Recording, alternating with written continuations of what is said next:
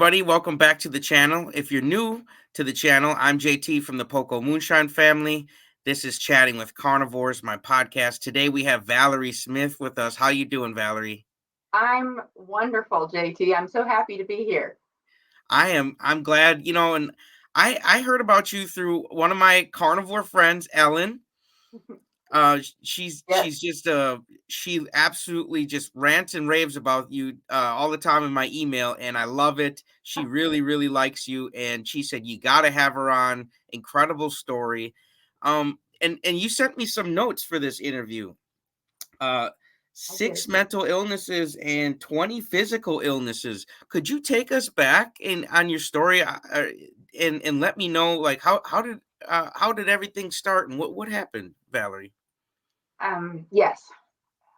For most of my life, things were diagnosed officially when I was around 12 or 14. But even prior to that, I was not well. I was very anxious and depressed as a young child. I had anxiety, panic attacks. I was diagnosed with an ulcer at the age of 12. I had some illness, physical illness in there where I took a lot of different types of antibiotics that I know messed up my gut health. Um, had some nutrition issues back then that I don't think helped me at all. So by the time I got to be about 12, 13, 14, I felt very out of control. The depression and the anxiety had gotten worse. I was at that point diagnosed with schizoaffective disorder. I was hearing voices. For me, it was a male voice that would scream at me 24 hours a day. My only relief was sleep. And the voices were just tormenting, just awful. Sometimes it would be messages of harm. Sometimes it would be messages of hatred, that I didn't deserve to live, I didn't deserve to eat. And a lot of it was paranoia against my family, against others that the voice told me was wanting to harm me. Just those kinds of awful messaging that I could not escape from. About that same time as entering puberty, I began to think that for some reason that if I lost some weight, maybe I would get the love and attention from my dad that left me when I was 3. I had a very estranged relationship with him, and it was very rocky, and I was left feeling like trash. I was left feeling like I wasn't worthy of love. So that is where the diet started. But it was so embroiled in self hate and self punishment that it never was just a diet. It was just another form of mental illness that my brain was not working neurologically correct. And it would just morph into these different types of behaviors. I also was diagnosed with OCD. I had obsessive compulsive disorder, just awful, and it would rear its ugly head in different ways. Sometimes it was memorizing calorie books and trying to go lower and lower each day with my calories. Sometimes it was checking locks and rechecking and recounting things all of the time. And then over the years, as it got worse, it became even more awful. I began cutting my arms and legs, and I began a behavior called trichotillomania, which is hair pulling. And I was pulling hair from my scalp and my eyebrows and my eyelashes.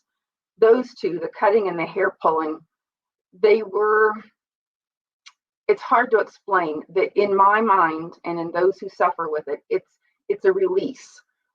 It's a release of stress that builds up, and for that very second, and bulimics talk about this also. When they purge, when they throw up, for those brief seconds, there's calm, there's release, and that is the same thing I experienced when I would cut my arms and legs and do the hair pulling. So I was under traditional treatment all of this time. I was placed inpatient, um, whether it be straight mental wards or specifically for eating disorder units. None of it ever helped. I had, over the years, in the course of 40 years, a dozen psychiatrists. I was on at least 10 different psych meds. Some were brain modulators like Neurontin, some were SSRIs for depression and anxiety, like Paxil, Prozac, all those that are out there now, Wellbutrin.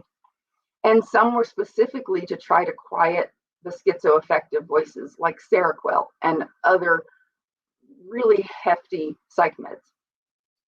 None of them ever helped. They only made me feel flat. They made me feel zombie-like and fatigued. So after I was on them over the course of about 30 years, 10 years prior to my healing, I titrated myself off of them because I was functioning worse on them than I was off of them. And I knew that by that time, I knew that was not my answer. I had given those meds 30 years of my life. So over the course of all of those decades, as I've continued to go further downhill into just a descent of madness, I got to be 40 years old, and I had been weight restored a couple of times within there on carbs. When you're inpatient, most of what happens is you're immediately put on an NG, nasogastric feeding tube. And those feeding tube ingredients are the same as what's out there commercially now for toddlers, for Ensure and Boost, and for the elderly. And it's all the same basic top 3 ingredients of canola oil, high fructose corn syrup, and soy. And so that's what I was put on inpatient for nutrition, even though it's not nutrition. I look back on it now, and I, along with the other patients that were there, it was very easy to see after this was put through the NG tube, our anxiety was worse. It was very clear.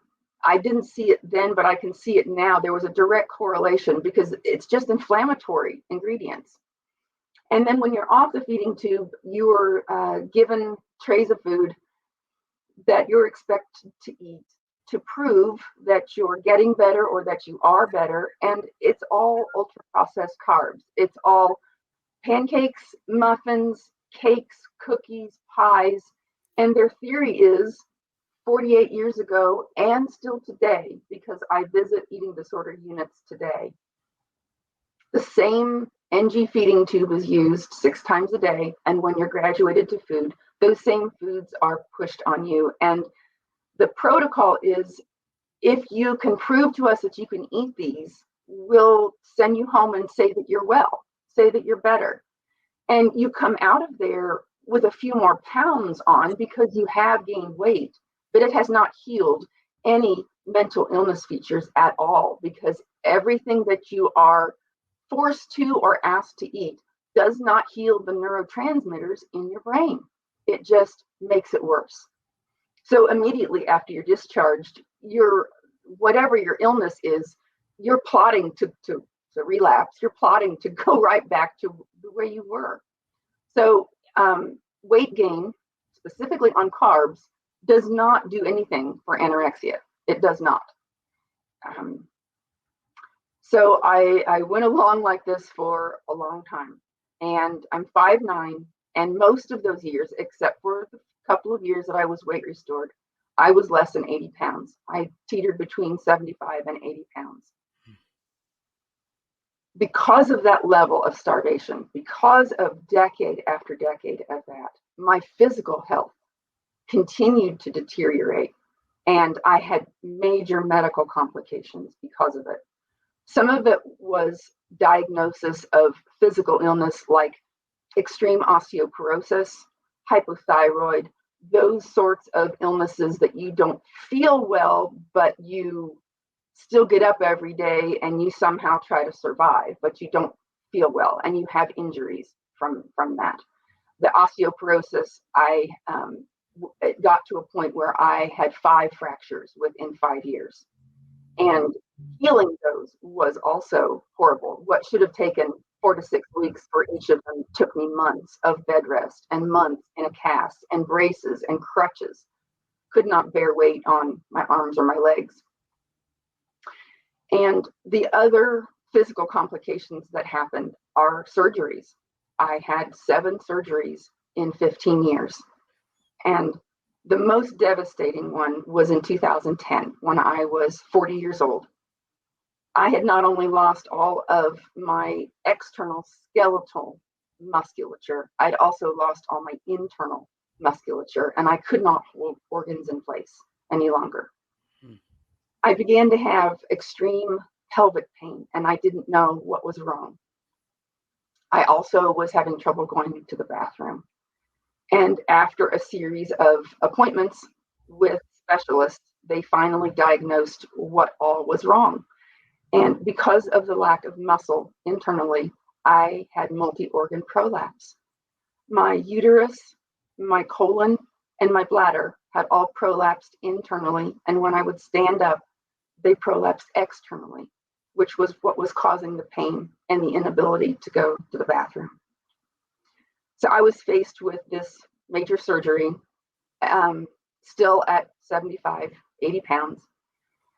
It should have been an emergency surgery, but it had to be coordinated. I had to have 3 specialists at the same time in the operating room, each doing their part while I was opened up to fix, repair, replace, or remove organs in order to try to patch me up.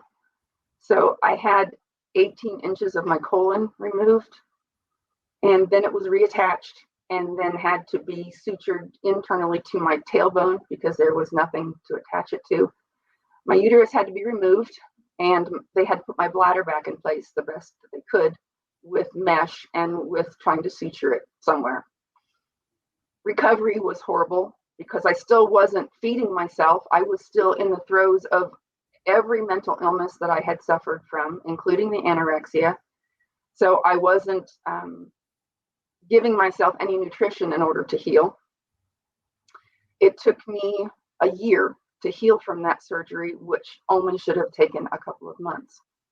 So that was devastating, not only for me, but for my family that is helplessly watching me get worse and worse and worse. Around 2015, 2016, I knew that I wasn't going to last much longer. Anorexia holds the highest mortality rate of all psychiatric illnesses. 20%, 1 in 5, die. And that's either from starvation or suicide to escape the pain, or from organ failure. My husband would come to me in tears, worried that when we went to bed at night that I would not wake up the next morning, that I would have cardiac arrest. And I was secretly praying to not wake up because sleep was my only escape. So by the time I was 45 and at 2015, 2016, I knew all of this that I had lived was not helping, and it was never going to help. You know, what's the definition of insanity? Doing the same thing over and over again and expecting a different result. It was not going, nothing was going to get better. I knew it had to be something with my brain. I knew that.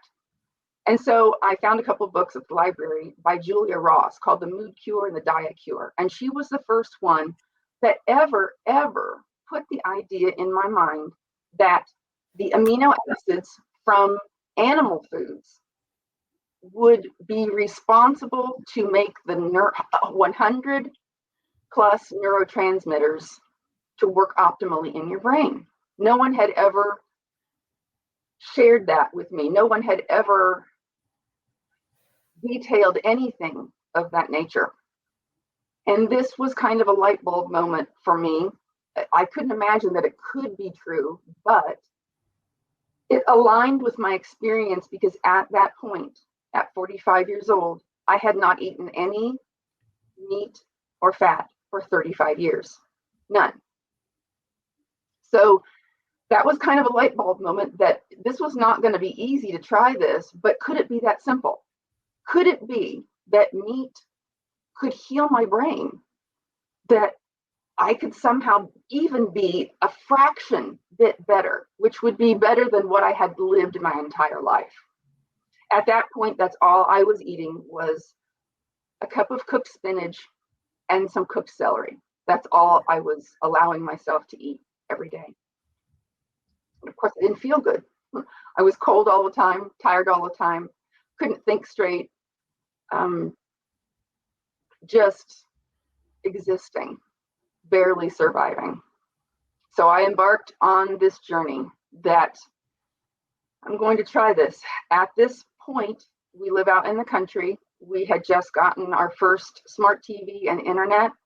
And I decided to see for the first time on YouTube if there was anyone else talking about this.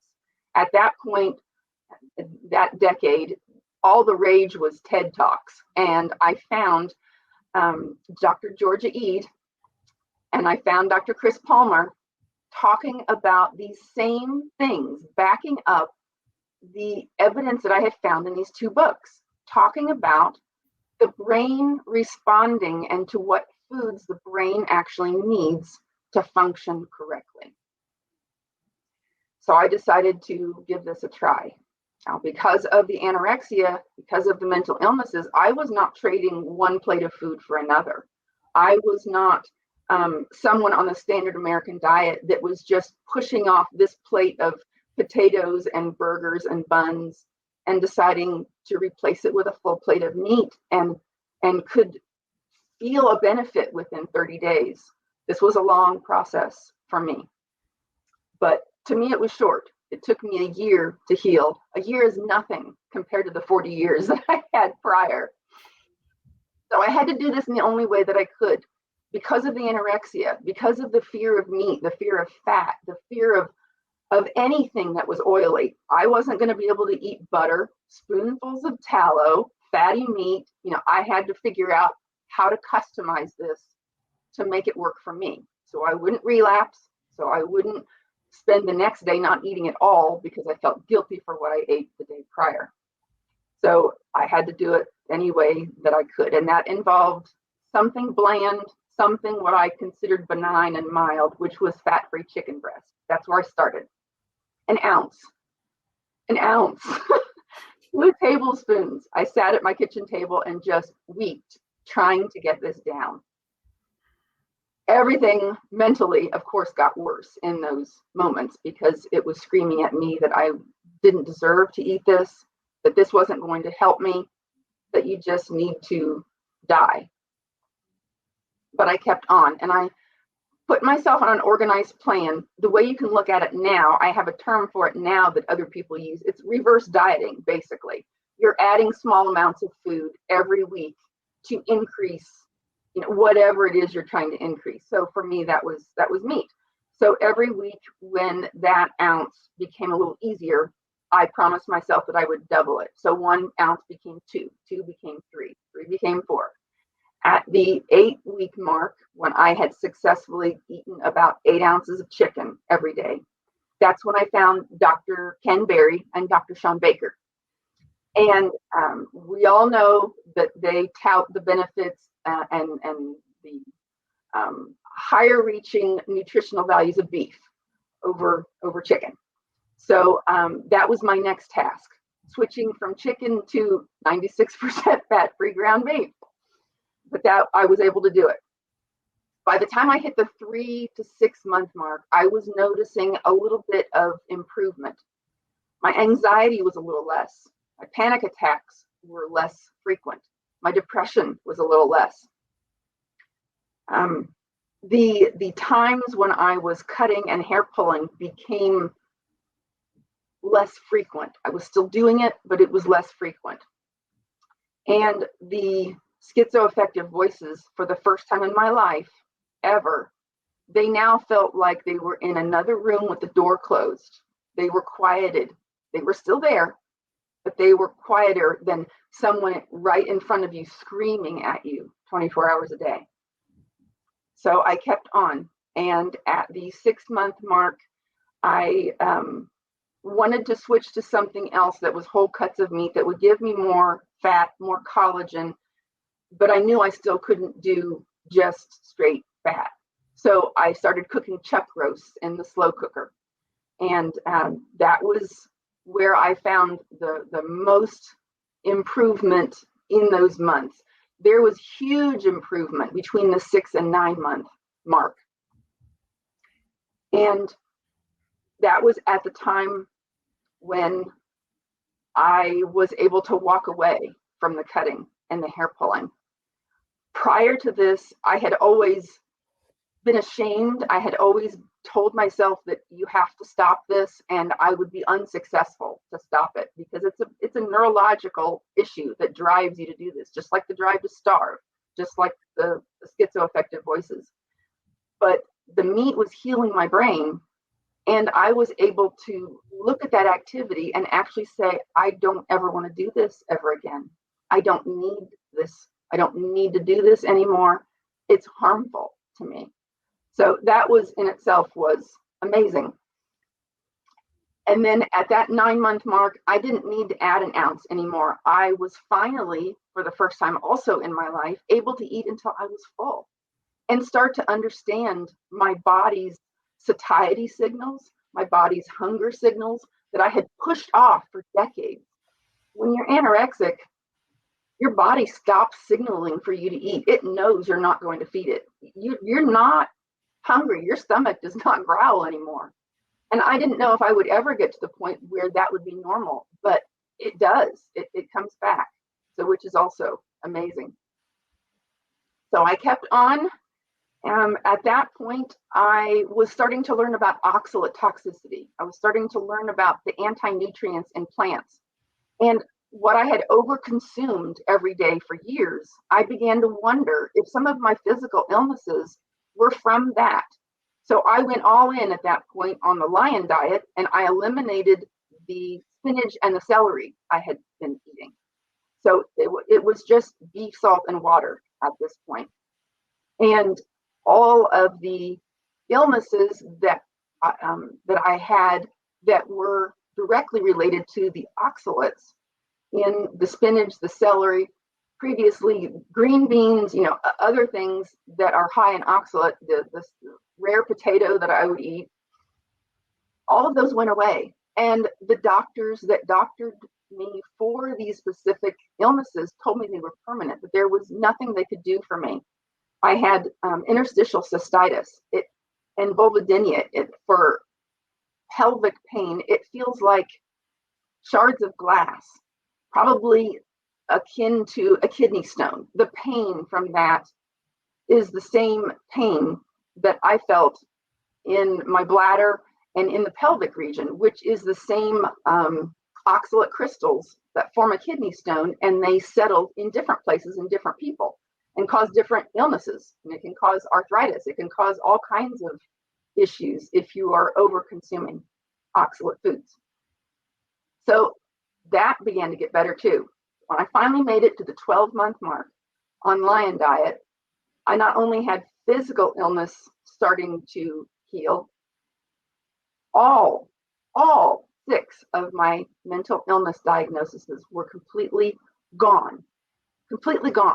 No voices ever again, no cutting ever again, no depression, no anxiety. I have overflowing joy every day. No anorexia features are there at all. There's no chance of relapse. At that 1 year mark, I had not gained a pound yet. So no one can come at me and say, it's because you gained weight that the anorexia went away. Because I had not gained any weight yet. Weight gain and rebuilding my body with muscle came in years 2 through 4, that I spent time doing that, gaining weight, using weight training to not only change my body composition to have shape, but also to reverse hypothyroid and to reverse osteoporosis, because both of those also need very high protein to heal. I'm just overjoyed every day to be healed. And this has now been 6 years. I started this January 1st, 2018. And so January 1st, 2024 marked 6 years of me being healed. And I try to speak out about it every single day on social media and through podcast interviews.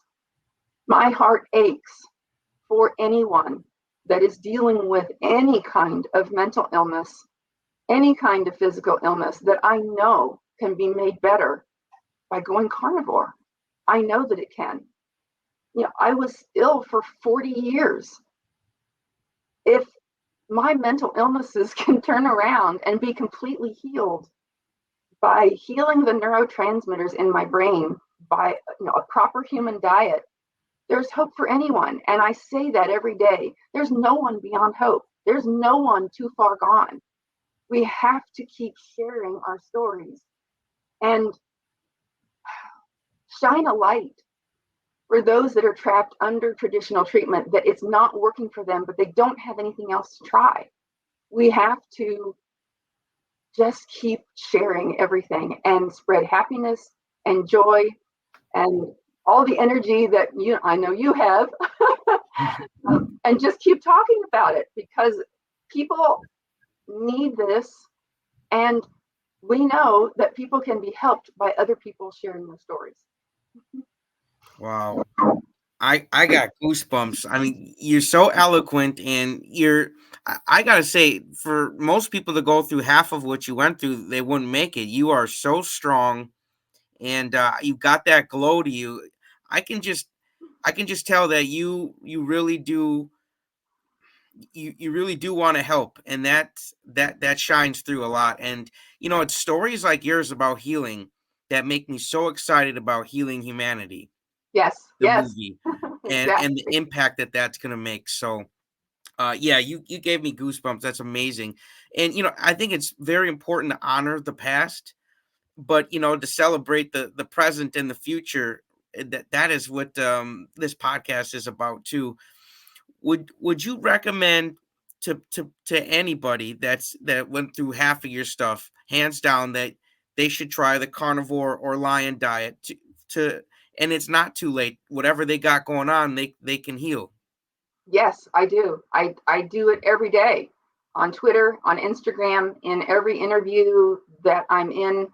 I encourage anyone and everyone to try this. What have you got to lose? If you're suffering with mental illness or physical illness, this is food. This is not a pill that's going to have side effects. This is not a pill that is going to get you hooked on it and it's going to cause illness if you try to go off of it too fast. This is food, and it can heal you. It's amazing. Now, Valerie, how long have you been carnivore? 6 years. It was 2018.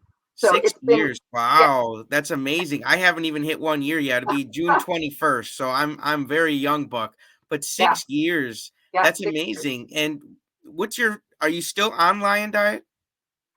I have transitioned away from lion, but I'm still carnivore. So I include other meats in there now. So I eat about 3 pounds of meat every day within 2 meals. I intermittent fast. So I get the benefits of autophagy and mental clarity. But when the fast is over, I feast.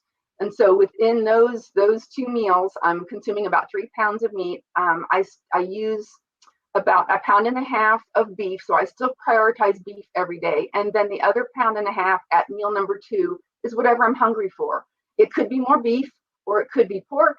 It could be, I love fish. So it could be cod, it could be salmon, eggs, bacon, anything that I'm hungry for. And it's just an amazing way to live. I have freedom. I am no longer restricted. People call this way of eating restricted. My life was restricted. Being bedridden is restrictive. Being in casts is restrictive. Being under anesthesia through surgeries is restrictive.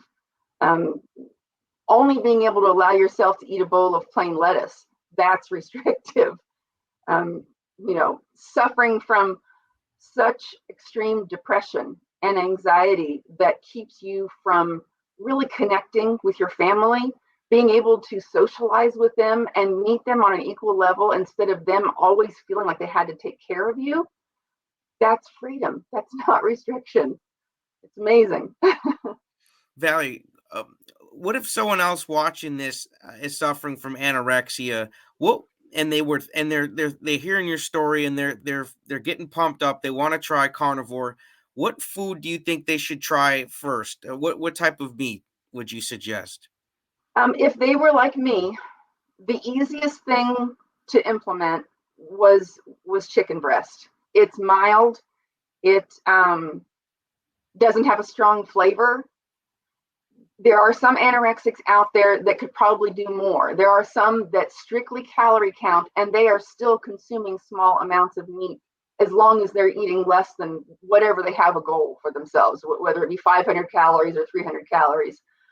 Mine was unique because I was not only restricting calories down to 100 or 300 a day, but the other component of no meat. If there's someone out there suffering with anorexia and they're already okay with eating small amounts of meat, just go along with that and increase it. Keep increasing the amount of meat every day, every week, small increments so that you don't relapse in order to get to a point where there's enough meat, and try your hardest to eliminate everything else that is going to keep you from absorbing what you need to heal your brain. We know that certain plants and wheat and gluten and vegetables, they have anti-nutrients in them that will keep you from absorbing the minerals, the micronutrients, even if you are eating them with the meat. So I encourage anyone who can, whether it be cold turkey or whether it be through some sort of transition, to try to go as much as possible with only meat and give themselves a timetable, whether it be 30 days, 60 days, 90 days. For me, I didn't even say that. This was not something that I challenged myself for 30 days. This was just going to be what I did, and I was going to do it until and unless I couldn't sustain it anymore, or I was sure that it was not going to help me. I didn't put myself on a timetable. I didn't have anything left to try. And that's where the desperation comes from. There are so many others out there like me that there's nothing left to try. There's no med left. There's no inpatient facility left. There's nothing left to try. So this is worth it. And I know that it can heal their brain. That's amazing. Now, besides your videos, do you have any other videos or anything you could suggest to someone who is suffering from anorexia for them to check out that you found very interesting and helped you?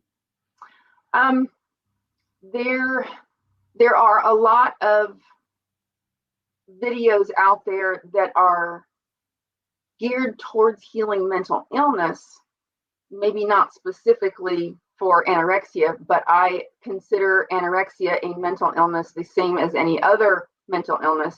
There are so many out there that have healed bipolar, schizophrenia, anything by Dr. Georgia Ede, anything by Dr. Chris Palmer, and both of their books is going to be helpful for someone, no matter what mental health, issue that they're going through.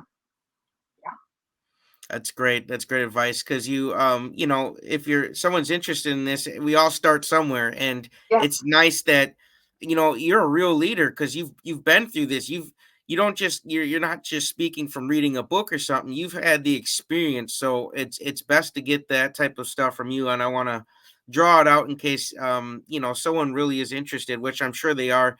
You have such a great story. I'm curious though, what's your favorite cut of beef? You were talking about eating beef a lot. What's your favorite cut? Um, I can probably narrow it down to two. I love chuck roast and I love tenderloin steak. Those are my two favorites. Interesting. Now you mentioned a husband. Is your husband on carnivore?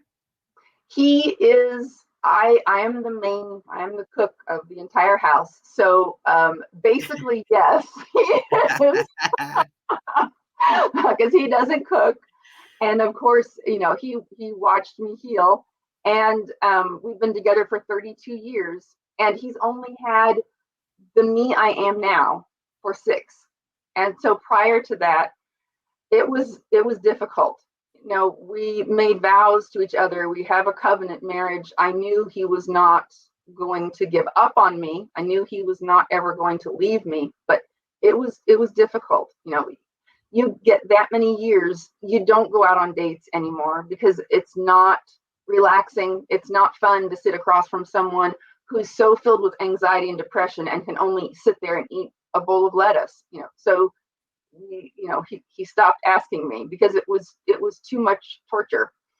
But he does go off plan. He does, there are times when he eats other things, especially if we're out to eat, he'll eat something else. But when we're at home and I pack his breakfast and his lunch also for work, he's carnivore. That's so awesome. And I just I'm just curious, has the carnivore diet helped your relationship, your marriage? Yes, definitely. Um, I he's he's no longer my caretaker. He's no longer the person that needed to pump me up emotionally every day. You know, we are now equal partners in everything, emotionally, spiritually, and even physically. Because when I was so ill, I couldn't even carry laundry. I couldn't load the stove up with firewood. I couldn't lift anything. I had to constantly ask for help, or someone had to assist me or do it for me. And that's not an equal partnership. That's not the way it's supposed to be. And of course, when you make those vows, it is in sickness and in health. And he never complained. He never said a word, but it wasn't what I wanted, and it wasn't what marriage is supposed to be, you know? So everything is good. And of course, in terms of the marital bed, going back on this large amount of meat, of course, has fixed all of my hormone deficiencies. So I'm a brand new woman. Yay. I'm 54 and I'm a brand new woman. Well, I think it's so great that it's affecting all areas in your life in a good way. How did you meet your husband? We met at church. I Really? was in the adult choir and he was in the audio visual booth. And we met as teenagers. And he knew then that I was not well. I was 16 and skeletal. And he didn't know all of what I was dealing with, but he knew that I wasn't well. But we became friends first and dated for a year and a half. And then he proposed. That's so awesome. And I think you just have such a positive story. I just love it. You're very relatable, very relatable.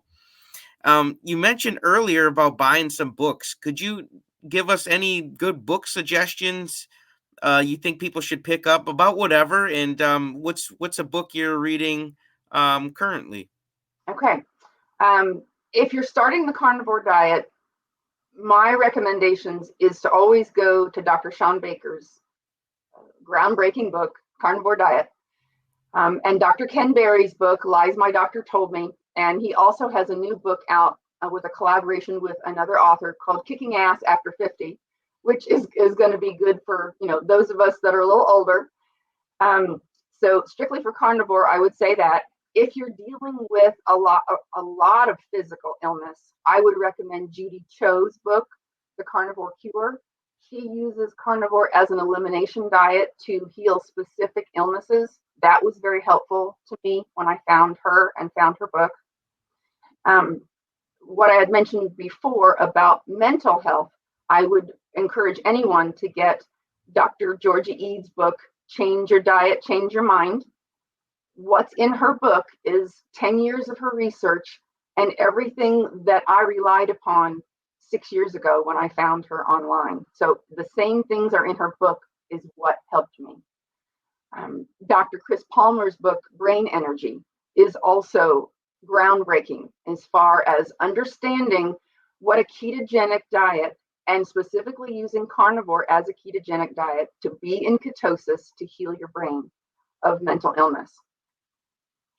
If you are dealing with any kind of oxalate issues, or you suspect that you are, I would absolutely, hands down, recommend Dr. Sally Norton's book, Toxic Superfoods. She takes you step by step into what illnesses could be that you're experiencing could be caused by oxalates, explains in detail all the different types of foods that have oxalates and other anti-nutrients like phytic acid and leptins and saponins and tannins.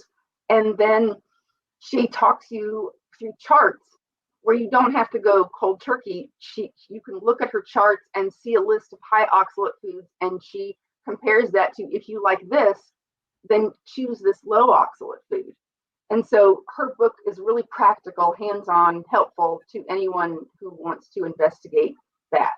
So those are probably the few that I would recommend. In terms of strictly anorexia, I would recommend my good friend Michelle Hearn's book. She's a registered dietitian. She healed herself of anorexia the same way I did, and she has a book out called The Dietitian's Dilemma. I met her because she was the co-author on the anorexia case series that I was featured in, that's been entered in the Journal of Metabolic Health. And she has been a huge advocate for me, and I for her, as we have become friends over that. And I can't recommend her book enough also, because that is from the perspective of suffering from anorexia, and she healed the same way that I did. Wow. What's a good book that you've been reading recently? I actually haven't. there are ones that I want to read, but I actually haven't had or made the time to do that. I have done more podcast interviews in the last 8 weeks than I did in all of 2023. So my time right now is being spent dealing with direct messages that come to me because I volunteer phone counsel. Anyone who contacts me on Instagram and on X, on Twitter. I also Zoom counsel, whether it be for mental illness and anything having to do with carnivore or keto or foods or understanding macros or the importance of protein or healing physical illness like hypothyroid or osteoporosis. I don't have the time right now to read because I feel right now those that are asking me to come onto their podcast is more important. I need to honor that and not turn those down. So yeah, I was on one last night. I had 2 last week, including Dr. Sean Baker, that hasn't dropped yet. And I have another 6 within the next 4 weeks. So sometime I'm going to start reading again, but it's not going to be yet. Well, you're a popular girl right now, and you have a great story, and it deserves to be out there. So I have no doubt that people want to hear your story, and I'm glad that you took tonight to come on here and talk to this guy with the goofy hat on. So I appreciate all that. So I love watching your videos. I love your energy. I love. I mean, you just glow with carnivore energy, and you're just so kind and so energetic and so positive, and I gravitate towards that because that's what I feel every day. So I just love watching your podcast. Well, that means a lot to hear you say that, because I was thinking the same things about you. You got that such a great energy, and I'm telling you, very eloquent. You told your story so well. We didn't talk about much exercise though. Are you doing any exercise on carnivore? Yes. Years 2 through 4 were building phases. Like I said before, I'm 5'9". I've put on 45 pounds of muscle. I've got muscle. Oh, look at Muscle. that. Yes, I weight train 7 days a week, upper lower body split, so that I have days off, in between. I weight train at home. I have free weights, dumbbells. I started from where I was, 5 years ago. I couldn't even lift a 5-pound weight. And all I could carry around with me was 5 pounds of sand in a backpack. So you start from where you are. It's such an important component to building muscle on your body, but also supportive of healing your thyroid and also reversing osteoporosis, which I do not have anymore. I've not had a single fracture in 6 years. I have not had a single bone pain.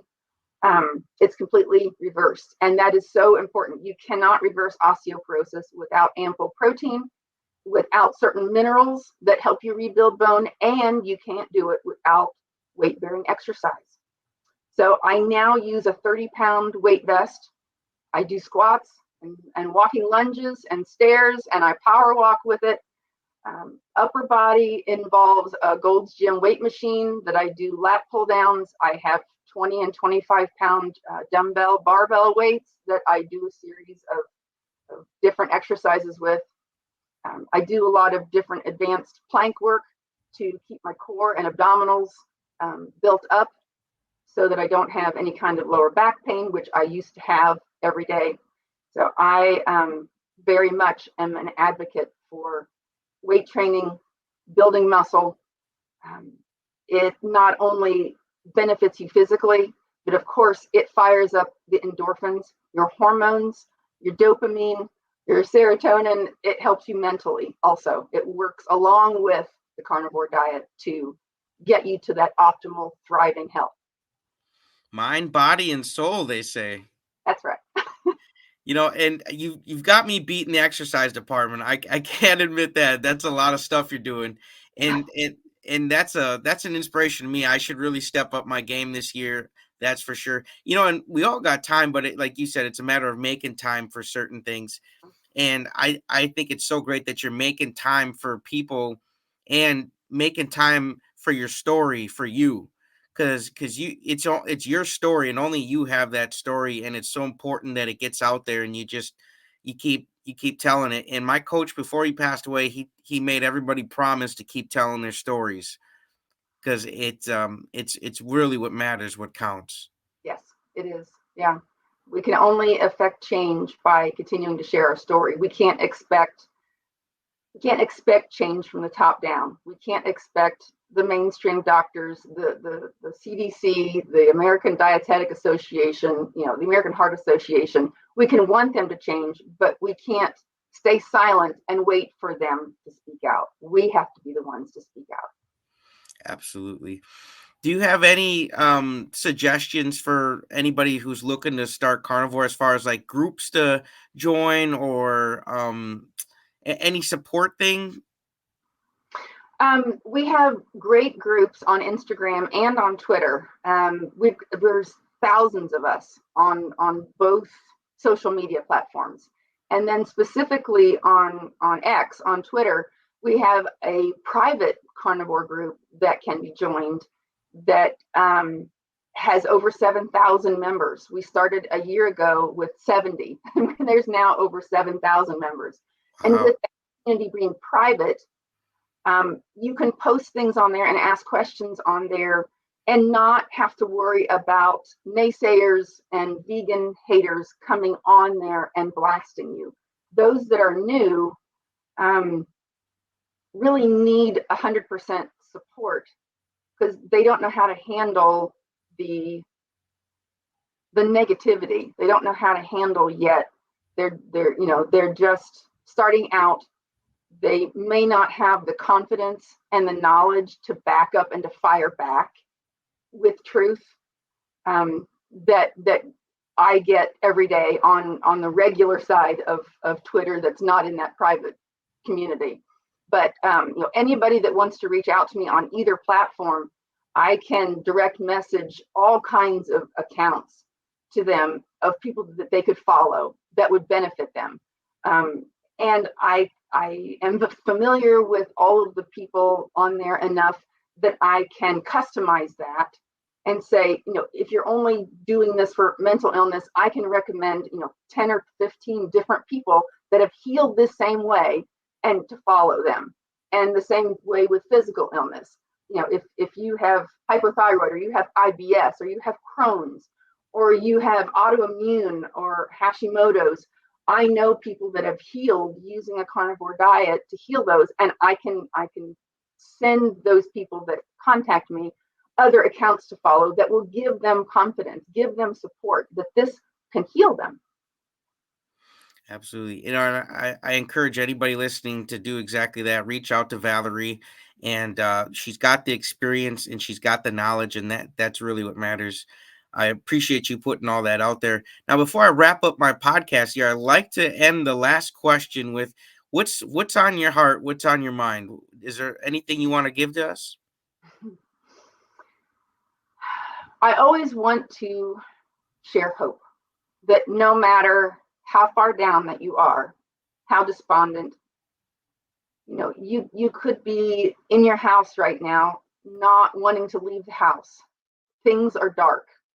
Things are feeling very hopeless, that you've done this year after year and there's no hope that you can see. And my shining message always is that there is hope, that there is reason to believe, to be absolutely 100% completely healed. I didn't think it was possible either. I only hope to be a little better. And so I shout it from the rooftops every day that absolute complete healing is possible. And you just have to take that first step. And if you need support, reach out to me. I'll be your cheering section. I'll help you as much as I can. There is no reason to feel hopeless when there is something on the horizon to try, and your miracle is just around the corner. If you'll just believe that changing your food can change your life. Love it. I love it. Yeah, thank you for taking the time to help anybody out there who needed to hear this message and taking your time out to talk to me. I'm so glad you came on here, Valerie. And I encourage anybody watching this to replay it, share it with a friend. There's value in Valerie and there's value in her story. And repetition is the first law of learning, folks. So I hope you guys enjoyed it. Valerie, thanks for coming on. Thank you so much for having me, JT. It's been an absolute pleasure to be here and talk with you. I was so looking forward to meeting you. Me too. I'm glad we met. I appreciate you.